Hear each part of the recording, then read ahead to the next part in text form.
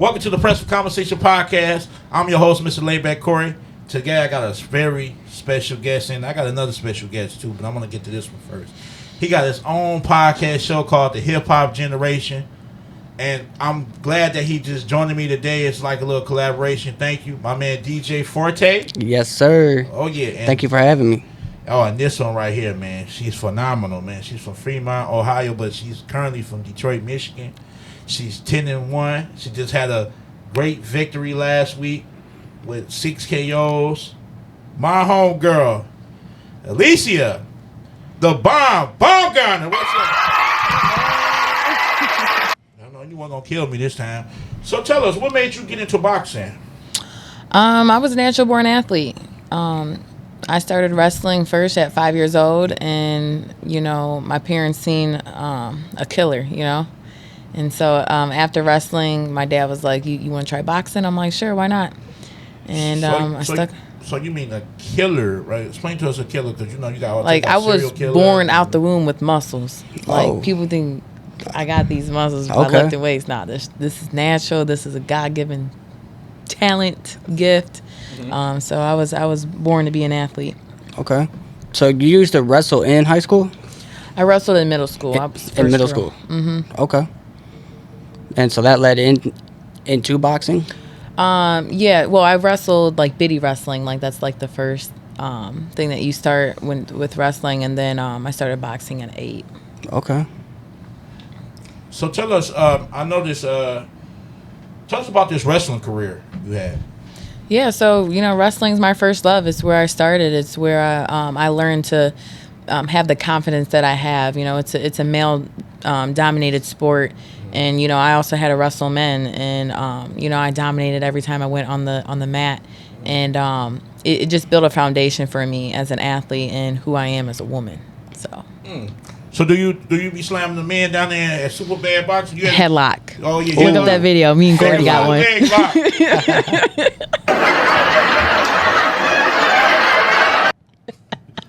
Figure 4 leg lock. Who you got? Don't be afraid. Don't be shy to tell them. Nah. who the one you had to beat up the most down there at Super Bad Academy? All of them. We won't put no names out there. We just say all of them. All of them. So the coaches in Ohio, how different are they from LJ? I think everybody's just different in their own way. Everyone was able to teach me something in their own way. I would say LJ separates them because he is an athlete. He wasn't, he played ball. He knows the mentality of an athlete. So I think that's where we really connect. So do y'all have? It seems like y'all got that big brother and sister bond. Mm-hmm. So I see that in a lot. So how did you feel when you heard the news that Coach Ali passed? Man, it was really tough. I remember just sitting there, just crying, just praying, like asking God just to keep him alive. I had just met Coach Ali. He was, what I thought to be my last trainer that I finally moved on. From my old trainer, and I loved him. He taught me so much just in the little time that we had together. So it was really tough to say, like, dang, like he's not gonna be here no more. But the best thing about it is he got a chance to coach your fight. Yeah. Coach your fight. Yeah. So he went out with a bang. He did. I would say our last fight was. I really believe that God made that fight for us because I was the main event. We trained so hard down in Florida. And I remember Coach told me, he's like, you train with the men, you did everything they did. He's like, go out there and do your thing. I was like, you right. And, we got a first round knockout, and it was everything. So I was happy that I had that moment with him. So tell us about this injury you had before your last fight. You just had this injury. Was it a torn meniscus, they say? Yep, torn meniscus, ACL tear. Old injury happened in boxing. So dealing with that, what was Alycia going through at that time, in that moment of time, dealing with the injury? What was your mindset at the time? At that time, this was a while ago. So, I was training to qualify for the Olympic trials. That was something that I wanted to do, and the knee injury kind of hindered that from happening. So. Mm-hmm.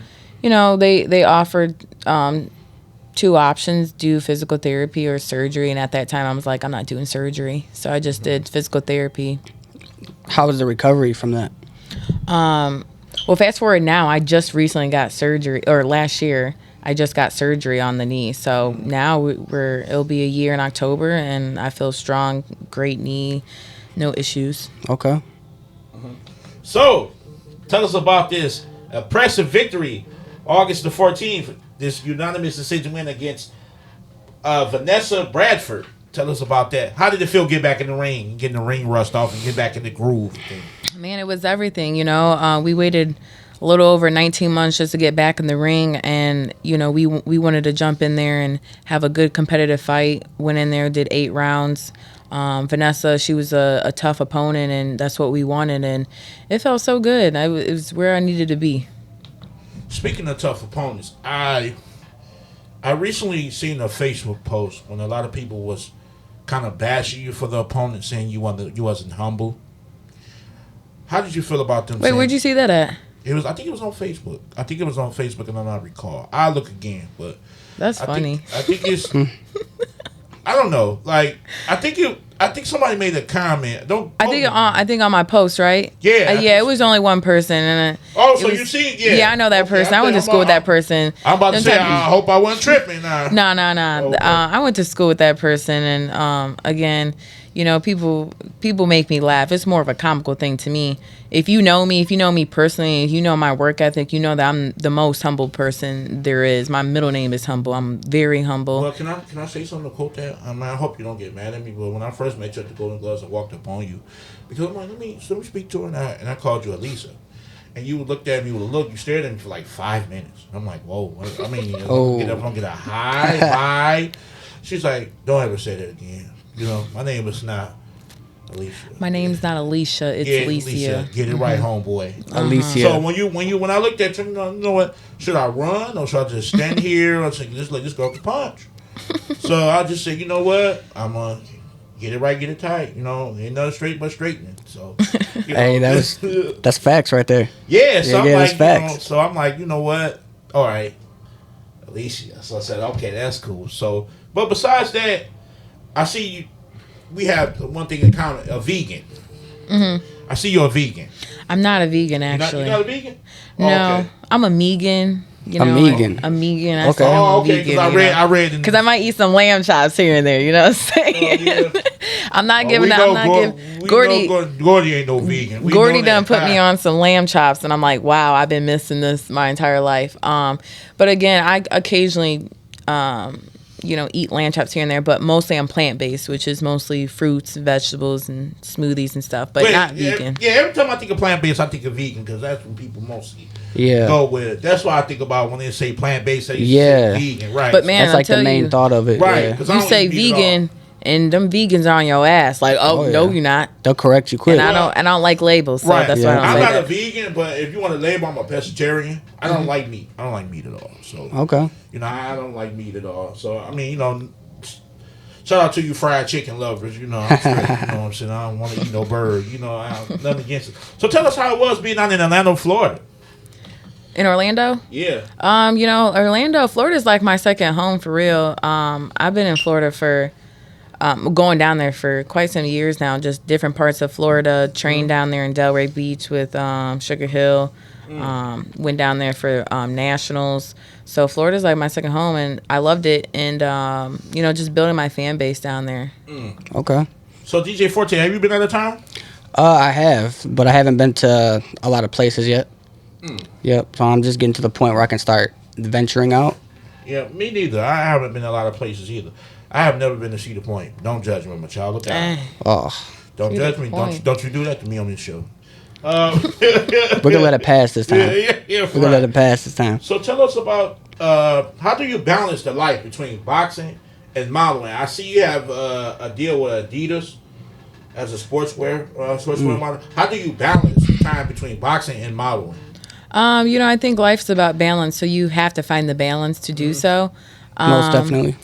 But I think that it goes hand in hand with my career. I'm in the gym working out, snap a few pictures, post it, killed two stones. And one, We see pictures because them dudes be on that camera. Like, look. I be shaking my head. I be like, man, look, some of y'all, those Twitter fingers really turn to trigger fingers. Oh, yeah. Y'all be seeing all type of stuff. I'm be like, this girl, man. I'm surprised her block game ain't so strong. That's one thing I wanted to ask you is how strict is your diet to get in shape for the fights and everything like that, and how consistent do you have to be with it? I would say over the times from like first turning pro to now, I had to learn a regimen. So now I keep a healthy lifestyle, I would say. I wouldn't even say a diet. It's just a lifestyle for me to stay healthy, to be able to perform the way I want to. So, I want to stay on that. So when we're in camp, we're not focusing on losing weight, but staying sharp and getting stronger. And, the weight comes second, really. So do you earlier I had your buddy on Gordy Rush earlier. He said come fight time he blocks everything out. Do you do the same? Yeah, my phone is on do not disturb. That's the time to really focus and really just get in your mental space and really just picture what you're going to do to that person in the ring. Right. So only thing that's not on do not disturb is these right here. These right here. So tell us out there, who is Alycia Baumgardner outside of boxing and away from modeling? She's a real chill girl. She loves to, be outside, just be around the family, have a good time, eat some good food. Chill. I'm a really chill person. Could talk about anything. Right. Really just down to earth for real. So I see you got, are those your cousins? The ones you be having boxing each other? Those are my nephews. Your nephews? Okay, yeah. Cause it seems like I be cracking up laughing because you be having no boxing on video. But look at them, man. They be having on their little trunks. They be going to their little fake corners. It's funny because kids are entertainment. And, as you're an adult, you're like, man, go ahead, put some gloves on. So it's a good entertainment. You just see them scrap each other for a minute. Mm-hmm. Yeah. So you also have a cousin. So I see you got an athletic family. Mm-hmm. You also have a cousin in the NFL. Correct. So I'm going to let you name them because the people out there would like for you to talk. If you feel like talking about this gentleman, go ahead and tell us who he is and what team he plays for. Well, I know, but I want you to tell. You can tell him. I see he played safety for the Buffalo Bills. Yep, Micah Hyde. Yep. Okay. Micah. So how long he been in the NFL? That's a good question. I'm not sure. I'm not sure how long he's been in NFL. I just know that, my family, we have a big athletics family, and we're all doing something in the sports that we love. So he's playing football. That's good. Yeah, that's great. If you had an opponent, well, I know one opponent that you called out before, which is Makai Mayer. Did I say her name right? Michaela. Well, I don't know her name. That's okay. We don't gotta know her name. It's cool. Sorry about that. Don't get on me when you see me in person. But besides her, who would you like to fight? Besides her, who would I like to fight? I would like to fight Katie Taylor. Oh yeah, Katie Taylor. Okay. Yeah. Why Katie? Everyone says she's the best, and I want to fight the best. So you're trying to come on top with it.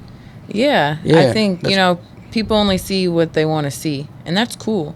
That's boxing, but I just have something to prove to myself, and so if she's the best and everyone says she's the best, that's the type of person I want to fight. Okay. You're trying to go for a challenge. I'm all for a challenge. Oh yeah. I'm all for a challenge. I love a challenge. Gotta be. Speaking of that, sorry, Top Rank, don't call him that. You make sure you get Mayor's name right. But anyway, this is about the bomb right now. Tell us, do you think women boxing get a fair shake as men? Absolutely not. Explain why. I think it's just I think it's because either they don't care or they don't want to care, but they're really missing out on some good talent.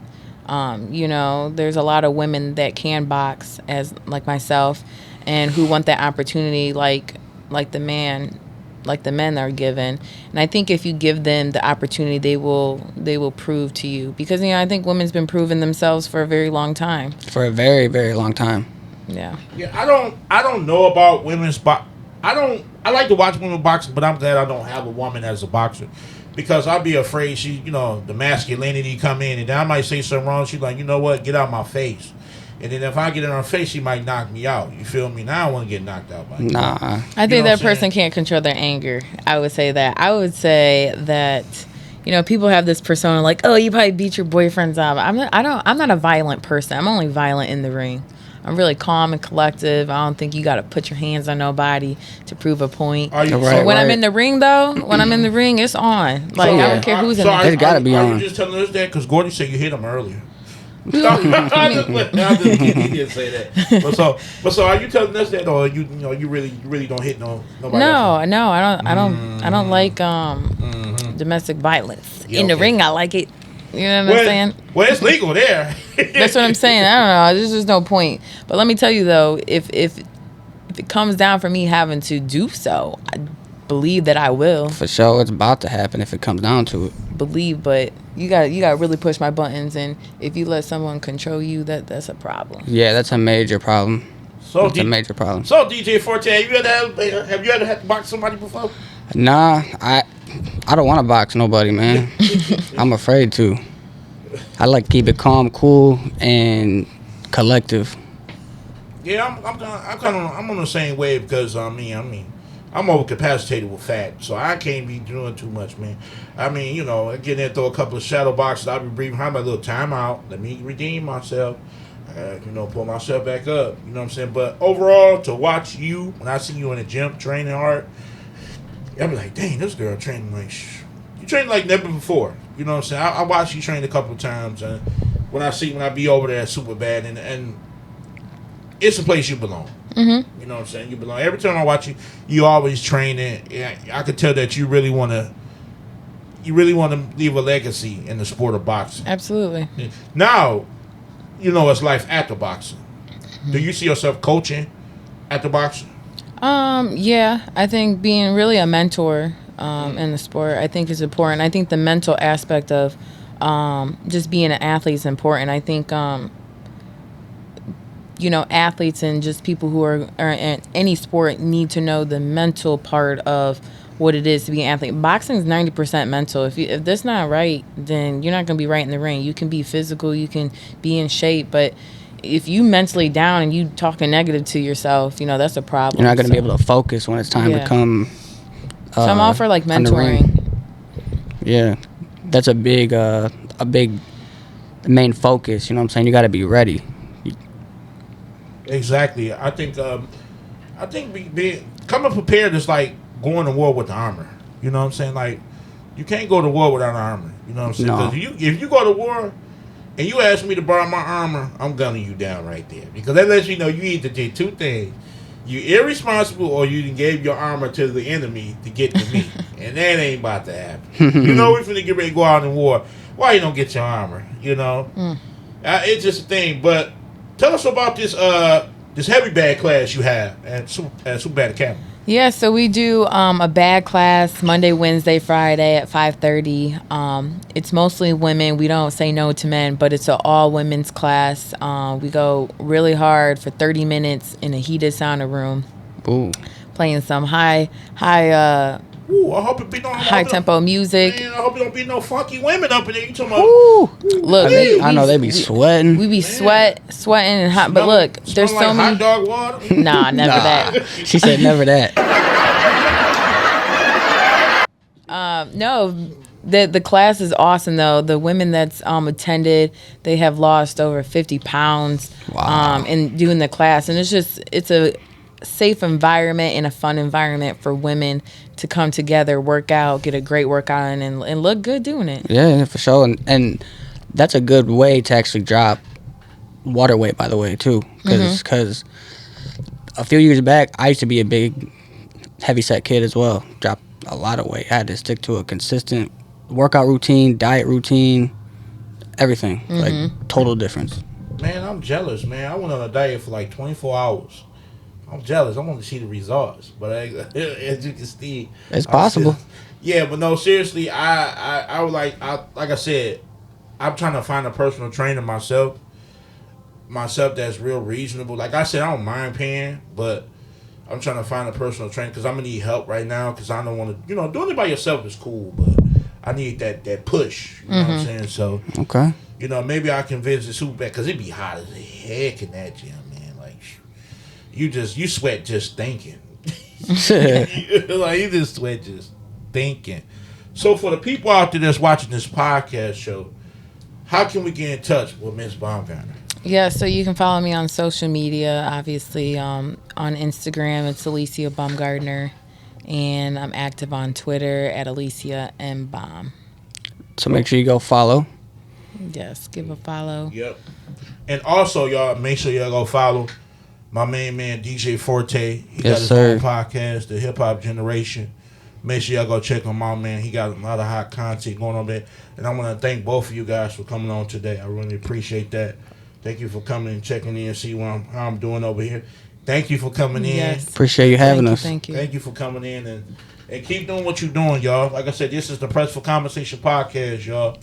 Make sure y'all check out the Baumgardner, man. And make sure y'all, if y'all in the city of Detroit, check out the fight that's going down at the Performance Center in Dearborn, Michigan, Friday, August 27th, man. My main man, Gordy, is going to get down. It's going down. Yes, sir. It might not go down in the DM, but it's going down in the building. It's going down. For real, sure, it's real, going man. down. It's definitely going But make sure y'all check out the Press for Conversation podcast. I'm on Spotify, YouTube, Anchor, Google Podcasts, Patreon, all that good endeavorment. So hit that like and subscribe button down below. This is the Press for Conversation podcast. I'm your host, Mr. Laidback Corey. Peace. Hip hop new generation in the building. There you go.